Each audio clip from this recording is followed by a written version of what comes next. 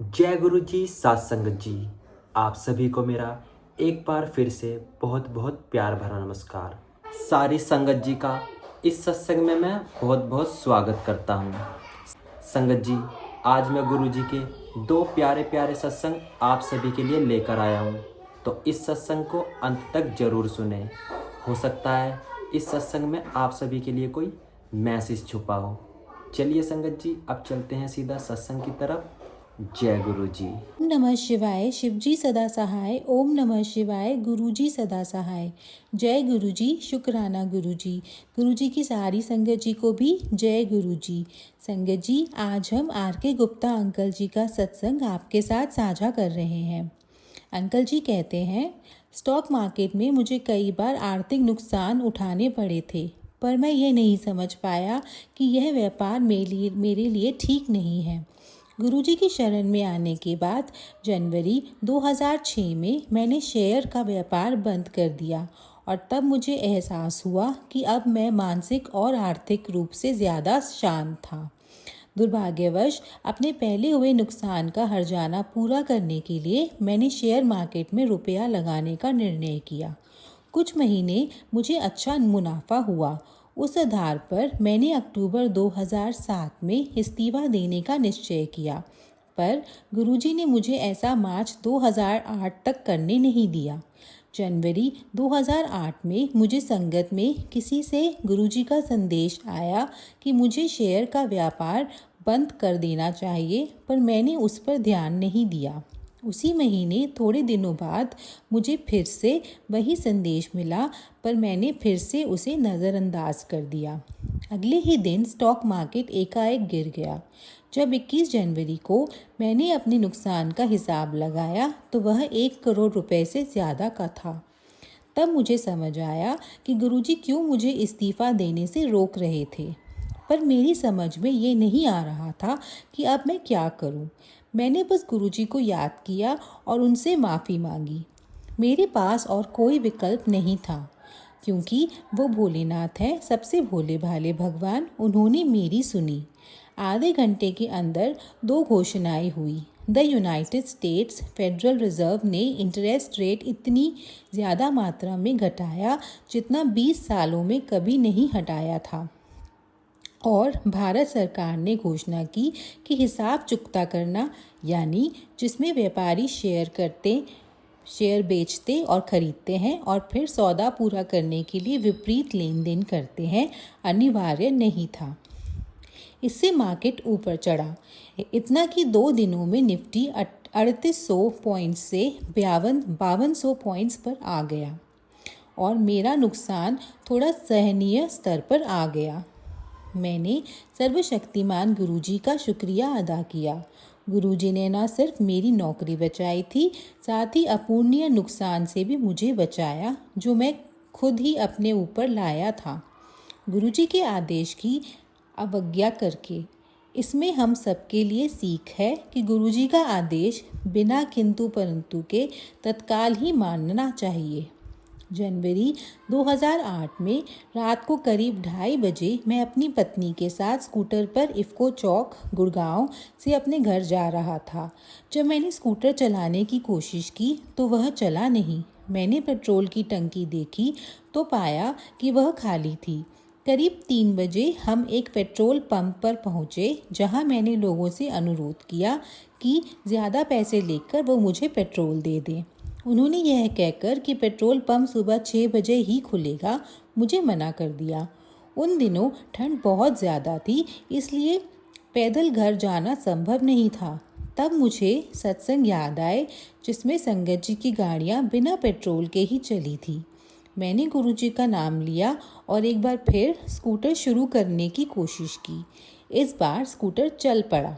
जब मैं घर पहुंचा तो मैंने देखा कि पेट्रोल की टंकी पूरी भरी हुई थी। गुरुजी के लिए कुछ भी नामुमकिन नहीं है, क्योंकि वह भगवान शिव हैं। मेरा साला और उनका परिवार 2006 में गुरु पूर्णिमा के दिन सहारनपुर, जो उत्तर प्रदेश में है, से बड़े मंदिर आए। गुरुजी का दर्शन पाकर हम सब बहुत खुश थे। 3 साल बाद 2009 में गुरुजी गुरु पूर्णिमा के दिन वह फिर बड़े मंदिर आए। उस दिन समारोह के दौरान मेरे साले की पत्नी को उनकी गद्दी पर गुरुजी के दिव्य दर्शन हुए। कुछ समय बाद अगस्त में हमें सहारनपुर जाने का मौका मिला। मेरे साले का परिवार बहुत इच्छुक था कि वे गुरुजी का सत्संग अपने घर में रखें, जैसे गुड़गांव में संगत के घर में होता है। गुरुजी की कृपा से उनके घर में शाम 4 से 8 बजे तक सत्संग हुआ और उसके बाद लंगर। निस्संदेह गुरुजी अपने आशीर्वाद के साथ वहाँ मौजूद थे। बाजार में सजावट के लिए गुलाब खरीद कर लाने से पहले ही सुबह 11 बजे हमें सहारनपुर में गुरुजी की सुगंध आई। सत्संग के दौरान संगत को भी गुरुजी की मौजूदगी महसूस हुई। एक और बात ध्यान देने वाली है, सहारनपुर में नियमित रूप से शाम 4 बजे से 12 बजे तक बिजली जाती है, पर उस दिन उस क्षेत्र में 1 मिनट के लिए भी बिजली नहीं गई। अगले दिन गुरुजी ने मेरी साली को सपने में भी दर्शन दिए और सबको आशीर्वाद दिया। सितंबर 2009 में खराब खाने की वजह से मेरी बेटी बहुत बीमार थी। उसे बुखार, उल्टियाँ और दस्त थे। उसकी हालत इतनी खराब थी कि दवाइयाँ लेने के बावजूद वह 2 से 3 दिनों से पानी तक नहीं पचा पा रही थी। फिर गुरुजी की कृपा से हम शनिवार को बड़े मंदिर गए। हमने हमारी बेटी की हालत की वजह से उसे चाय और लंगर प्रसाद मुख्य हॉल के बाहर ही लेने को कहा, परंतु जैसे ही हम मंदिर में प्रवेश किया उसकी हालत में सुधार आने लगा और उसने चाय प्रसाद मंदिर के मुख्य हॉल में और लंगर मंदिर के बेसमेंट में लिया। गुरुजी के आशीर्वाद से वह तुरंत ही स्वस्थ हो गई।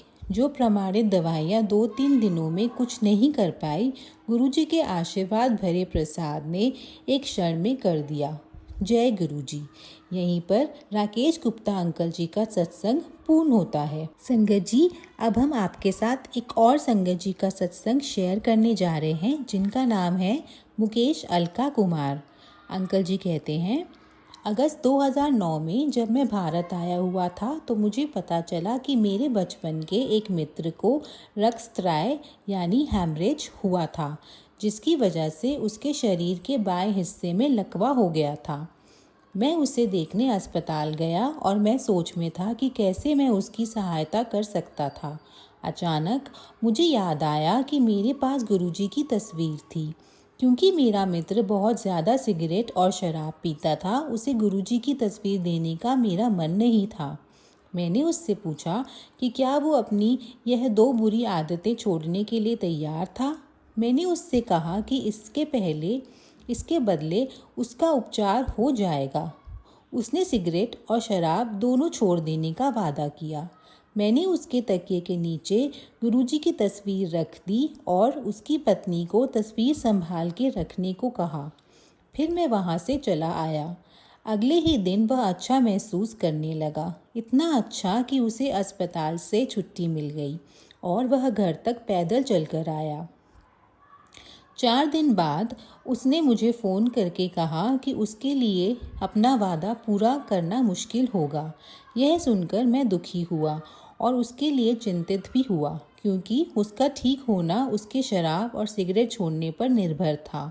मैं उसे यह दोनों आदतें छोड़ने के लिए मना नहीं पाया और मैंने सब गुरुजी पर छोड़ दिया।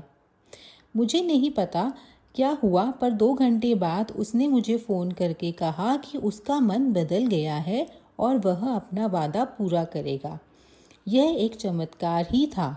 आज मेरा मित्र खड़ा हो पाता है, चल सकता है धीमी गति से और थोड़े दर्द के साथ, परंतु इतना कि वह ऑफिस जा सके और अपनी रोज़ की दिनचर्या पूरी कर सके।